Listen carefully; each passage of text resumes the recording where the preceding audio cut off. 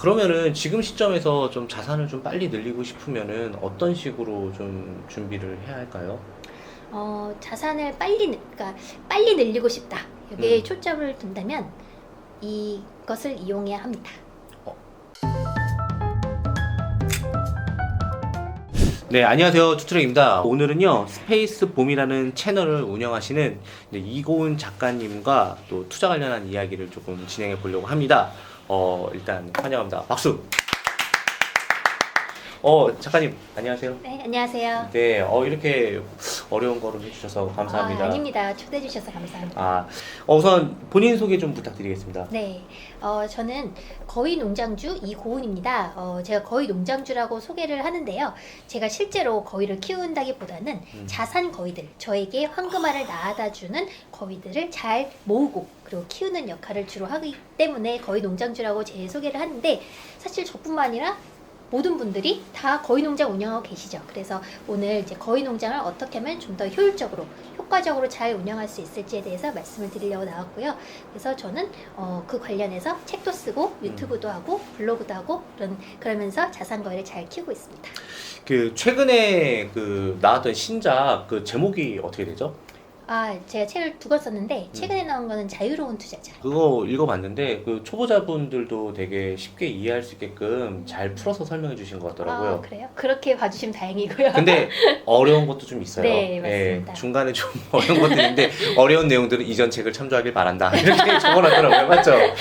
예. 제 생각에는 첫 책이 조금 더 난이도가 낮았던 것 같은데, 그래서 오늘 이제 대표님과 조금 더 이제 그 책 내용을 좀 더 쉽게 풀어드릴 수 있기를 바라고 있습니다. 근데 현재 하고 계신 일들에 대해서 조금 말씀해 주시면 감사할 것 같습니다. 네, 저는 사실 전직 증권사 애널리스트였어요. 13년 정도 국내 그리고 외국계 증권사에서 주식 애널리스트로 이제 직장 생활을 하다가 현재는 아까 말씀드린 것처럼 저만의 자산 거위 농장을 잘 키워가는 데 주력을 하고 있고요.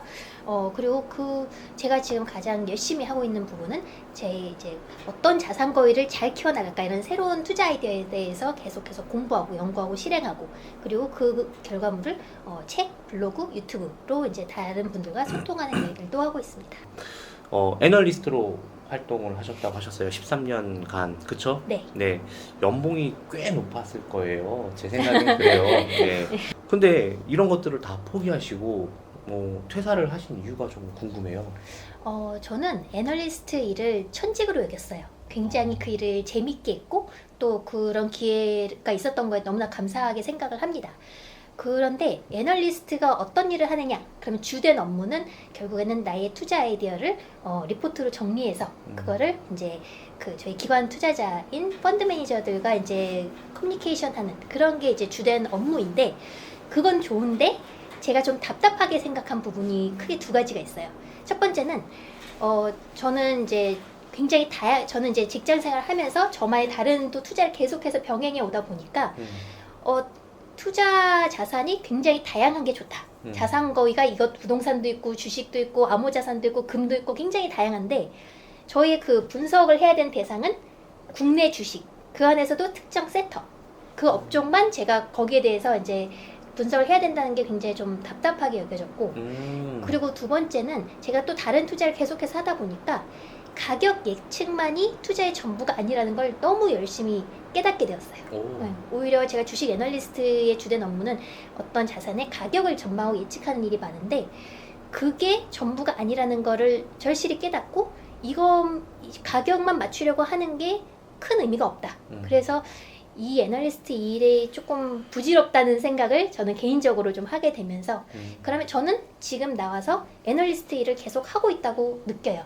왜냐면 제가 제가 투자하고 싶은 다양한 자산군에 대해서 공부하고 분석하고 그 결과들을 책이나 블로그, 유튜브로 다양하게 소통하고 있기 때문에, 소통하는 대상이 펀드 매니저가 아닌 다양한 이제 독자분들이 되었지만, 그래서 저는 제가 좋아하던 일을 좀 더 자유로운 방식으로 지금 하고 있다라고 여겨집니다. 완전 책 제목이네요. 자유로운 투자자. 네.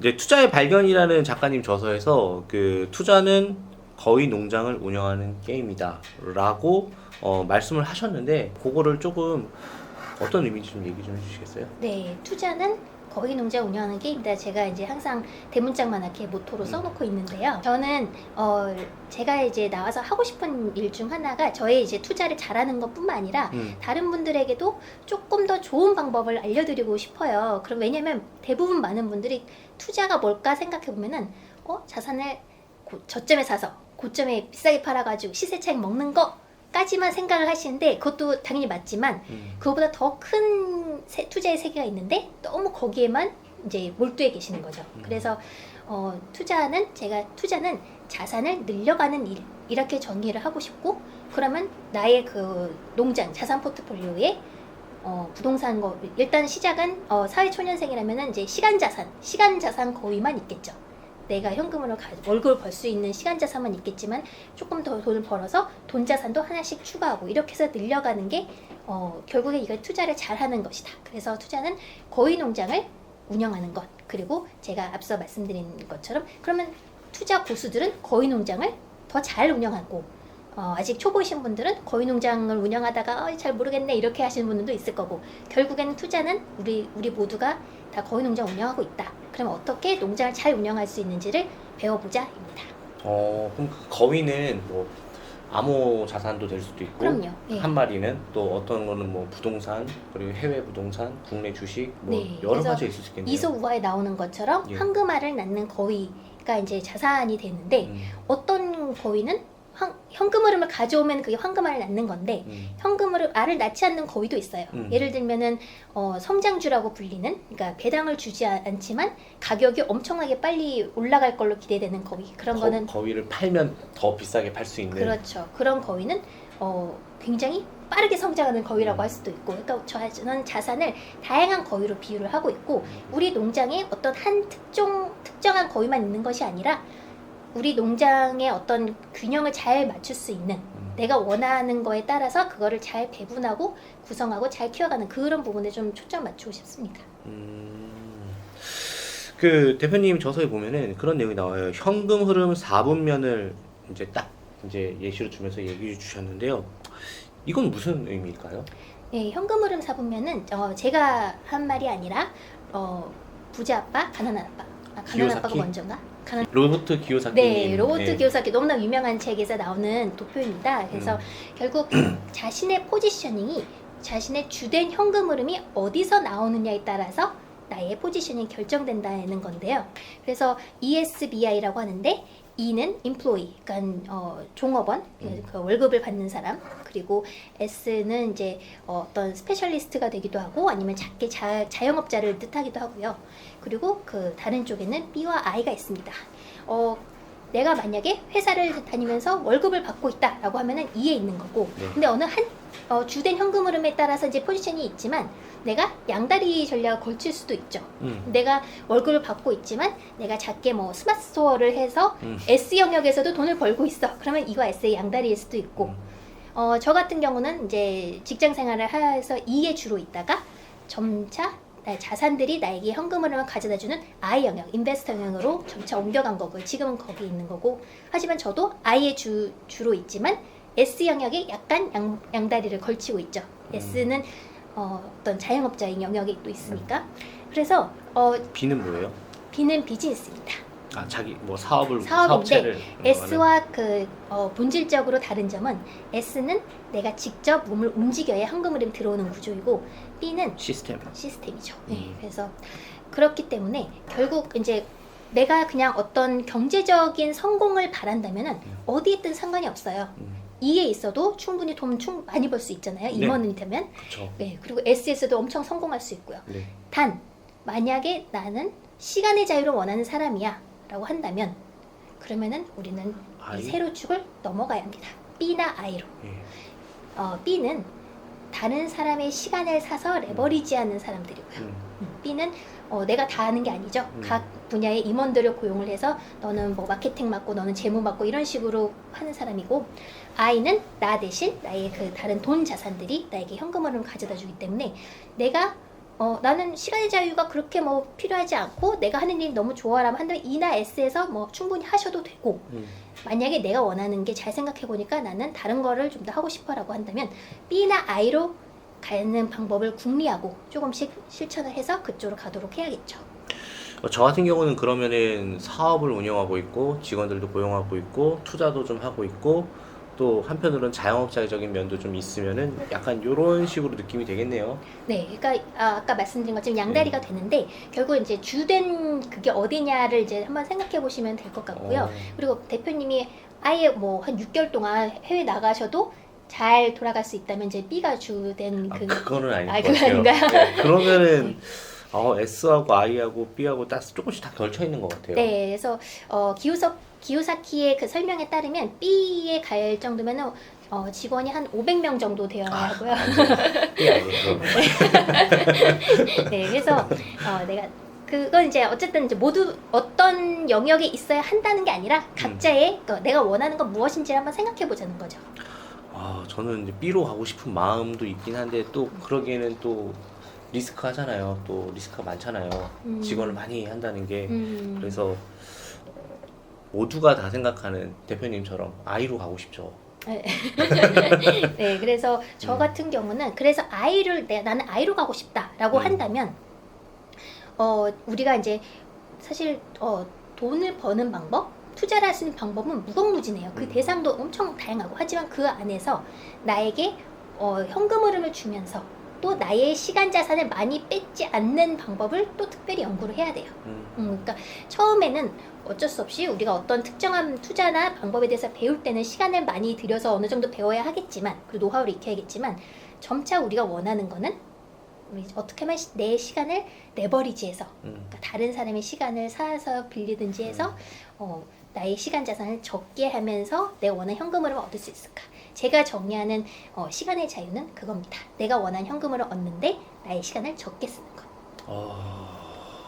다들 그 투자의 종류 이제 4가지 정도로 분류해 주셨어요. 뭐 화폐형, 부동산형, 회사형, 파생형 했는데 이것에 대해서 조금 설명을 좀 해줄 수 있어요? 투자가 이제 아까 처음 말씀드린 것처럼 너무 이렇게 좁게 정의하지 마시기를. 그래서 투자는 자산을 늘리는 거다라고 좀 크게 봤을 때 모든 것이 다 투자가 될 수 있다는 걸 보여드리기 위함이에요. 네. 예를 들어서 화폐형 투자는 화폐를 매개로 하는 건데 가장 기본적인 게 우리가 돈을 모으는 거죠. 네. 예금, 적금.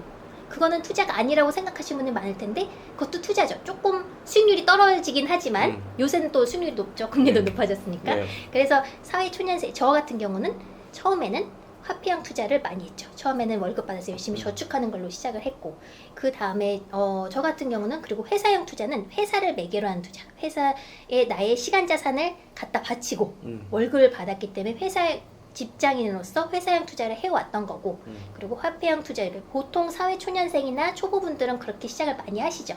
그런데 그러다가 이제 제가 돈을 모아서 부동산에 투자하니까 부동산형 투자가 되었고 그리고 지금 그 와중에 제가 금을 모아서 실물금과 선물 옵션을 병행한 그 파생형 투자 이 2가지 이상의 방법을 같이 결합시키는 투자를 파생형 투자라고 합니다. 그래서 그런 다양한 투자를 제가 하게 되었습니다. 그래서 여러분들도 아마 이 4가지 중에서 뭐 2가지 이상을 하고 계실 거예요. 그래서 내가 하고 있는 모든 것들이 다 투자다라고 생각을 하시고 특히 사회초년생일 경우에 시간 자산에 투자하는 것도 굉장히 중요한 투자잖아요. 근데 저도 자기계발이나 공부나 이런 걸 열심히 했었고 그리고 지금도 하고 있고 그래서 시간 자산에 투자하는 것도 투자고 그 다음에 점차 돈 자산을 더 늘려가는 방향으로 가자라고 말씀드립니다. 그 13년 동안 그래도 회사형으로 사신 거잖아요. 그렇죠? 그렇죠. 네. 그러면서 다른 자산들도 같이 늘려갔죠. 그러면은 지금 시점에서 좀 자산을 좀 빨리 늘리고 싶으면은 어떤 식으로 좀 준비를 해야 할까요? 자산을 그러니까 빨리 늘리고 싶다. 여기에 초점을 둔다면 이것을 이용해야 합니다. 레버리지. 네. 그러니까 레버리지 요새는 굉장히 대출 금리가 높기 때문에 말만 들어도 너무 무서워 이런 분들이 많을 텐데 레버리지도 2종류가 있어요. 그러니까 우리가 자산을 시간 자산, 돈 자산 이렇게 구분할 수 있듯이 레버리지도 시간 레버리지, 돈 레버리지. 그래서 시간 레버리지라고 한다면 아까 우리가 그 현금 흐름 사분면에서 말씀드린 것처럼 남의 시간을 이용할 수 있어야 내가 쓸 수 있는 시간이 많아지고 그래야 좀 더 나의 시간 자산의 가치를 높이고 더 의미 있는 일을 할 수 있는 거가 될 거고요. 근데 이제 대표님이 이제 궁금하신 건 사실 이제 돈 레버리지 쪽일 텐데 돈 레버리지는 말 그대로 나의 투자금이 적게 들면서 다른 그 레버리지를 이용해서 자산을 사는 거죠. 근데 레버리지에도 그 품질이 있습니다. 그러니까 레버리지의 가장 끝판왕을 우리가 이제 영어로 플로트라고 부르는데 플로트. 한국말이 없어서 이제 어쩔 수 없이 영어로 부르는데 플로트는 레버리지 중에 가장 좋은 레버리지예요. 무이자, 무기한 대출. 그래서 상환 기간이 없고 무이자라면 거의 내 돈이나 마찬가지인 거잖아요. 그런 레버리지를 플로트라고 부르고 그거가 한국에서 일반 개인 투자자가 활용할 수 있는 게 두 가지인데 첫 번째는 전세. 전세. 네, 아파트를 살 때 우리가 세입자한테 그 공간을 제공하는 대신에 그 세입자의 전세 보증금을 2년 내지 4년 동안은 거의 그 무이자로 쓸 수 있기 때문에 전세가 됐고 두 번째는 그런 개념으로 따니까 플로트가 있네요. 없을 줄 알았는데. 그러니까 오히려 한국에만 있는 특이한 전세 제도이기 때문에 사실 이 플로트를 가장 잘 활용해서 세계적인 부자가 된 사람이 워렌 버핏이거든요. 이 플로트를 이용하고 있는 산업이 바로 보험업입니다. 보험회사들이 그 보험료를 받아서 수십 년 뒤에 보험금을 조금 돌려주죠. 확률에 따라서. 맞아요. 막 물가 상승 다 무시해버리고. 네. 그래서 워렌 버핏이 보험회사를 가지고 있기 때문에 보험료를 계속해서 현금 흐름이 계속 들어오죠. 그거를 잘 운용을 해서 수십 년 뒤에 조금씩 돌려주니까 현금 흐름을 굉장히 잘 운용을 해서 굉장히 부자가 된 사람이 워렌 버핏인데 그래서 저는 워렌 버핏이 만약 한국에 태어났더라면 전세 제도를 굉장히 잘 활용했을 것이다 라고 생각을 해요. 부동산을 그래서 근데 지금 나중에 이제 자산별로 조금 더 말씀드릴 때 더 말씀드리겠지만 저는 지금 현재 시점에서는 그 전세 레버리지 투자를 추천하지는 않아요. 하지만 이런 투자의 원칙이 있다라는 걸 여러분이 알아두셔야 좋은 이거를 활용할 수 있는 좋은 시기에 왔을 때 이거를 이제 실행하실 수가 있겠죠. 자, 그런데 사람들은 왜 시세차익형 투자에만 열을 올리는 걸까요? 이거 진짜 사실 저는 그걸 대표님께 여쭤보고 싶어요. 왜 그런 거예요? 아무래도 당장 빠르게 현금을 갖고 싶어서 그런 게 아닐까요? 그러니까 저는 사실 이제 제가 이제 현금 흐름을 강조한다고 해서 시세 차익을 무시하지 않아요. 그러니까는 현금 흐름 사실 자산 거위에서 우리가 얻는 현금 흐름은 세 종류가 있거든요. 첫 번째는 우리가 그냥 흔하게 생각하는 따박따박 나오는 현금 흐름. 월세를 받는다든지 배당을 받는다든지 보유하는 동안 따박따박 나오는 게 첫 번째 현금 흐름이고 두 번째는 거위를 싸게 사서 잘 키워서 팔아서 매도해서 얻는 거. 그러니까 시세 차익 그거죠. 그리고 세 번째는 얘를 싸게 사서 잘 키워서 이걸 담보로 그 레버리지를 키워가는 거예요. 전세 레버리지 투자처럼. 그래서 이거는 제가 만들어낸 게 아니라 국제 회계 기준이 이렇습니다. 네, 그래서 기업들의 목표가 장기적으로 살아남고 그리고 그 수익성을 극대화하는 게 기업들의 목표잖아요. 영리법인들의 3개월마다 작성하는 게 그 재무제표 중 하나가 현금 흐름표가 있어요. 현금 흐름표에 우리가 이 1번 현금 흐름, 2번 현금 흐름, 3번 현금 흐름에 어떻게 현금을 만들어냈고 썼는지를 다 기록합니다. 그렇기 때문에 기업 법인들이 이 세 가지를 다 어떤 시장 상황이나 자기네 상황에 맞춰서 잘 쓰는데 우리 개인 투자자들은 보통 1번 아니면 2번만 주로 쓴다는 거죠. 그게 조금 저는 안타깝게 생각을 하고 물론 그 시장 상황이나 이제 본인의 어떤 목표에 맞춰서 그 세 가지를 어떻게 잘 활용할지를 고민해 보시는 게 좋을 것 같아요. 그러니까 2번 시세 차익형 투자를 해야 할 때도 있지만 나의 전체 거위 농장을 봤을 때 1번은 요 거위들이 담당하고 2번은 얘가 담당하고 이런 식으로 좀 균형 있게 하면은 거위 농장 전체가 좀 튼튼하고 잘 갈 수 있겠죠. 그러니까 뭐 일반 사람들이 이런 투자에 관심이 있는 거는 또 그럴 만한 이유가 있었던 거네요. 그러면.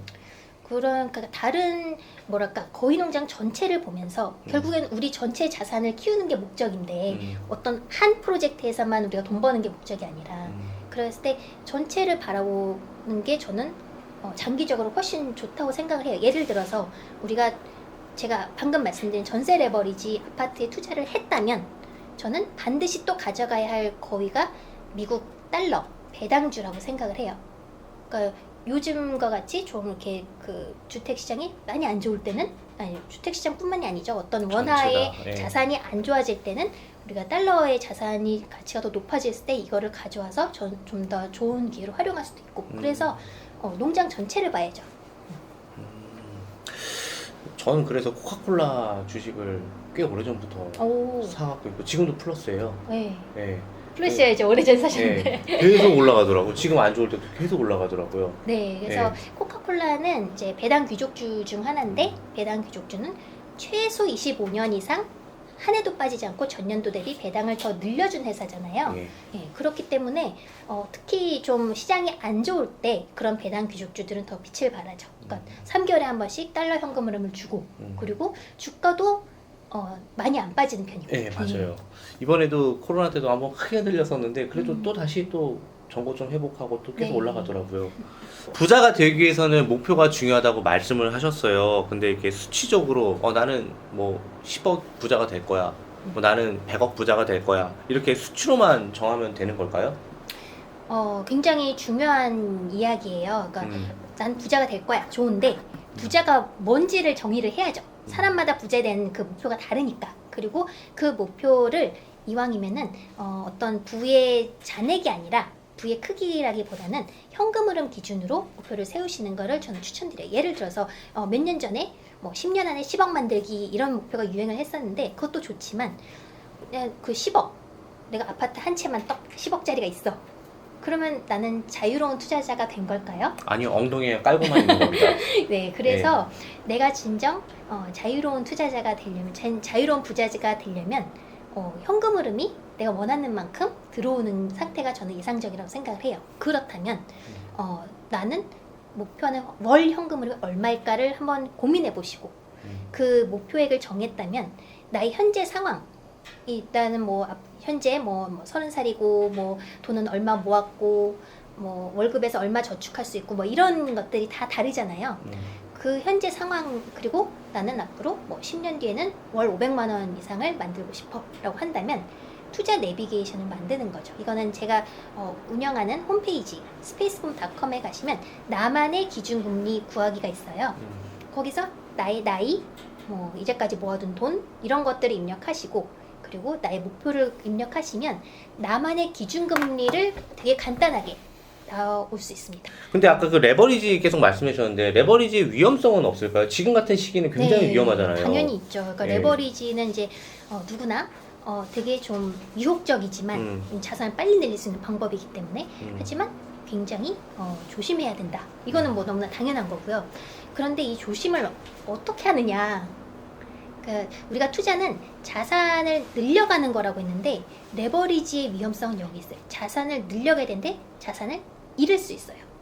왜냐면 일단 우리가 대출을 받아서 무리해서 영끌 대출해서 아파트를 샀는데 대출금을 그 이자를 못 갚게 됐다고 쳐요. 그리고 뭐 그런 문제가 생겼을 때는 이제 이게 경매로 넘어가서 내 자산이 아닐 수가 있는 다 거죠. 날라가는 거잖아요. 네, 그래서 되게 이제 원론적인 거지만 그래서 레버리지를 어떻게 컨트롤할까에 대한 이제 계획도 다 세워놔야 되는데 전세 레버리지 이거는 이제 제가 이제 지금 추천하진 않지만 되게 그 레버리지를 잘 이야기해주기 때문에 제가 계속 예시를 드는데요.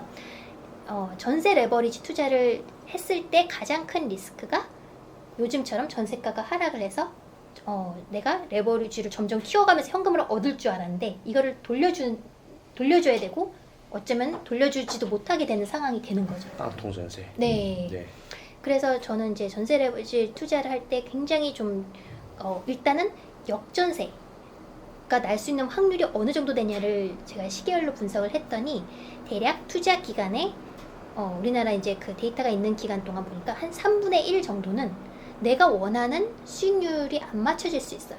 그 역전세가 안 나더라도 나는 한 1년, 뭐 2년에 뭐 한 2천만 원씩 올리길 바랬는데 뭐 한 100만 원 올렸다. 막 이런 것까지 포함하면은 약 한 3분의 1 정도가 나의 그 내가 원하는 그게 안 나올 수 있다. 그러면 그걸 어떻게 대비할 것이냐. 여러 가지 방법이 있지만 처음부터 굉장히 조심해서 선택해라.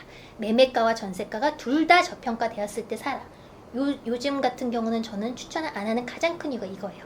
매매가와 전세가가 저평가된 지역이 거의 없다. 아 지금요? 네.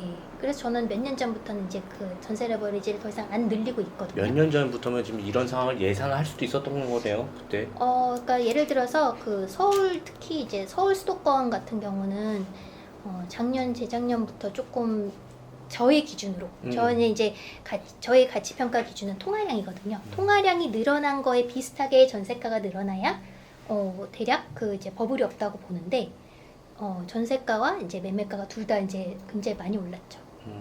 그럼 이런 시점이 다시 언제 올까요? 좀 괜찮게 투자할 만한 시기가? 그거는 통화량 그거는 알 수 없죠. 알 수 없는 건 이게 언제 얼마에 꺾일지 뭐 모르겠어요. 내년이요 뭐 이런 거는 아니고 그래도 뭔가지 하나 그 지표를 딱 보고 우리가 판단하려면 저 같은 경우는 그러니까 저는 이제 전망은 전혀 못 하는데 계속해서 만약에 이제 지금과 같이 뭐 계속해서 하락했다라는 뉴스가 들려올 때마다 가끔씩 한 번씩 통화량 대비해서 전세가 매매가가 얼마나 올랐느냐를 체크해 보겠죠. 그러면 제가 이제 가장 최근에 했을 때는 서울 같은 경우는 여전히 저평가 구간이 아니었기 때문에 그러니까 이게 저평가라고 해서 사세요, 고평가 파세요 이게 아니라 그냥 나는 최대한 리스크를 줄이기 위해서 그냥 쌀 때 산다 이거예요. 그렇기 때문에 만약에 지금 뭐 또 이제 그 부동산 완화책이 막 나오잖아요. 네, 그러면 뭐 막... 반등할 수도 있겠죠. 그렇다 하더라도 저는 지금 제 기준이 충분히 싼 게 아니기 때문에 굳이 이런 생각을 하면서 기다리고. 와, 대표님 기준이 진짜 명확하시네요. 통화량 증가 같은 그런 지표는 어디서 확인을 할 수 있는 거예요? 한국은행에서 운영하는 경제 통계 시스템이라는 그 사이트가 있어요. 거기 가면은 우리나라 웬만한 통계 다 잘 나옵니다. 네. 가치 평가를 잘해야 잘해서 투자를 해야 한다고 하셨는데 테슬라, 애플, 삼성전자 지금 이 가격이 우리 저기 작가님 기준으로 봤을 때 지금 가격이 적당한가요? 제가 애플은 안 해봤어요. 네. 테슬라랑 삼성전자는 제가 이제 책이 실었기 때문에 네. 제가 현재 가격을 가치 대비 저의 가치 그걸 봤을 때는 저평가라고 봅니다. 테슬라도요? 네. 그런데 제가 이렇게 저평가로 봅니다 해서 그럼 사요? 이게 아니에요. 여기서 중요한 게 뭐냐면 나만의 기준금리 아까 제가 그 사이트 가서 구해보시라고 했잖아요. 예를 들어서 대표님은 5%고 저는 뭐 15%라고 할게요. 그러면은 그 어떤 투자를 하기 전에 그 투자를 해서 예상되는 투자 수익률을 한번 계산해 볼 줄 아셔야 돼요. 그거를 계산해가지고 예상 투자 수익 구했을 때 그게 10%가 나왔어요. 그러면 대표님 같은 경우는 5%였기 때문에 그럼 땡큐 해야 할 투자가 되는 거고 15%의 기준금리를 가진 사람은 패스해야 될 투자가 됩니다. 테슬라 앞으로 더 괜찮으려나요? 테슬라 같이 네. 보유 중에 현금 흐름을 주지 않는 자산은 가치 평가 자체가 굉장히 어려워요. 이거는 그냥 일반인들뿐만 아니라 밸류에이션을 전문적으로 하는 애널리스트들도 굉장히 어렵기 때문에 이런 주식이야말로 그 결과가 천차만별이 나올 수가 있는 거예요. 사람마다 그 기준이 다르기 때문에. 그래서 물론 테슬라에 그 투자하고 싶은 마음은 이해가 가요. 저도 테슬라 주주인데 근데 저는 우선순위를 조절합니다. 그러니까 우선순위를 저는 자산 중에 더 많은 부분은 제가 예측할 수 있는 투자를 더 많이 해요. 이거는 좀 예측 불가능이다. 불가능까진 모르겠지만 어렵죠. 어쨌든 내가 보유하고 있는 내가 예를 들어서 테슬라의 굉장히 밝은 미래를 보고 앞으로는 테슬라의 자산이 가치가 커질 거야 라고 믿어도 그럼 내가 10년 동안 보유하겠어. 근데 10년 동안 어떤 일이 벌어질지 몰라요. 그리고 설령 테슬라의 그 어떤 자산 가치가 굉장히 좋아졌어요. 근데 내가 파는 매도 시점 하필 또 연준이 금리 올리고 뭐 위기가 오고 난리를 쳐가지고 네. 가격은 뚝 떨어질 수 있어요. 그렇기 때문에 저는 근데 만약에 이 자산 테슬라 뭐 그럴 리는 없겠지만 예를 들어서 대신에 배당주를 내가 투자를 했다. 그러면은 내가 10년간 보유하고 있는 동안에 배당이 계속해서 나오고 그걸 재투자했다면 굉장히 내가 예측 가능한 투자 수익률이 나온다는 거죠. 저 같은 경우는 개인적으로 기준금리가 12% 정도 돼요. 그러면은 이렇게 해가지고 12% 정도 이상 되는 투자들이 점점 쌓여가면 그 복리 효과가 굉장히 크거든요. 어마어마하겠죠. 그거를 나의 주된 자산으로 삼고 그리고 내가 이제 좀 견딜 수 있는 수준으로 그런 변동성을 즐기는 투자도 할 수 있겠죠. 근데 이제 보통 그게 이제 바뀌는 경우가 많아서 그래서 저는 초보 투자자일수록 내가 어느 예측할 수 있는 그런 현금 흐름이 잘 나오는 자산 그래야 내가 가치 평가를 조금 더 쉽게 할 수 있으니까 그런 것들을 차곡차곡 모아가면서 늘려가는 데 집중을 해야지 어떤 뭐 갈 것 같은 주식 막 이런 거를 하면은 쉽지 않다고 봅니다. 자, 이제 마지막으로 작가님처럼 투자를 통해서 파이어족을 꿈꾸시는 분들에게 조언이 있으시다면 한 말씀 부탁드리겠습니다. 사실 이제 저 파이어족이 뭘까라고 생각을 해보면 저는 제가 생각하는 정의는 자유를 원하는 투자자인 것 같아요. 만약에 내가 이제 그 회사나 현재 하고 있는 일이 행복하다면 그냥 굳이 거길 나오지 않고도 그냥 그 안에서 자기만의 만족을 찾을 수 있는 거고, 아니면 그게 아니라면 나와서 좀 더 자유로운 다른 선택을 할 수도 있는데, 제가 개인적으로 생각할 때 중요한 거는 선택할 수 있는 자유를 먼저 가지는 게 좋지 않을까? 제가 애널리스트를 계속해도 되고, 아니면 나와서 다른 일을 할 수도 있는 선택권을 가질 수 있었던 이유는 제가 이제 회사 생활하는 동안 저에게 현금 흐름을 가져다 주는 자산들을 꾸준히 모아왔기 때문에 그런 옵션이 있었던 거죠. 선택할 수 있는 자유가 있었습니다. 그래서 저는 제가 원하는 대로 선택을 할 수 있었고, 만약에 그런 거를 원하시는 분이라면은 제가 생각하는 좋은 투자의 원칙을 나의 상황에 맞춰서 꾸준히 실행을 하자. 그러면은 제가 아까 잠깐 얘기했지만 안 될 수가 없다고 생각을 해요. 꾸준히가 문제예요. 하다가 요즘 같은 시장 상황이 됐을 때 안 되잖아. 그러고 이제 중간에 포기해버리는 분들 되게 많거든요. 이럼에도 불구하고 꾸준히 하면 오늘은 이제 말씀드릴 기회가 없었지만, 사실 자연 상수의 법칙이라는 게 있는데, 자연 상태에서 꾸준히 실행만 하면은 플러스 되는 방향, 중요한 건 플러스입니다. 도박이 아닌 투자, 예금 적금이라고 설명해도 그런 식으로 꾸준히 하다 보면 나의 투자 경험과 내공이 점점 쌓여지면서 내가 생각했던 것보다 그 이상의 성과를 얻게 돼요. 그래서 중요한 거는 꾸준히 하자. 중간에 실수나 실패하더라도 계속하자입니다. 참 시간이 많이 있는 이제 젊은 사람들에게는 참 도움이 되는 조언이었던 것 같습니다. 모르겠어요.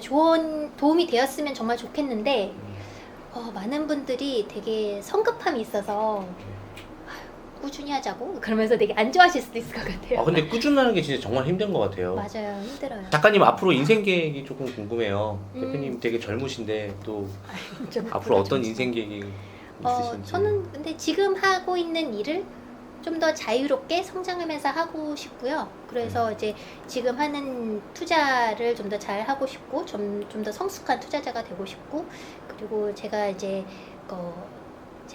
중요하다고 생각한 투자 원칙을 많은 분들에게 더 잘 알리고 싶다. 그래서 개인적으로는 해외로 나가서 이제 도서도 출판하고 해외 유튜브하고 그런 거를 장기적인 계획으로 삼고 있습니다. 오늘 어떠셨나요?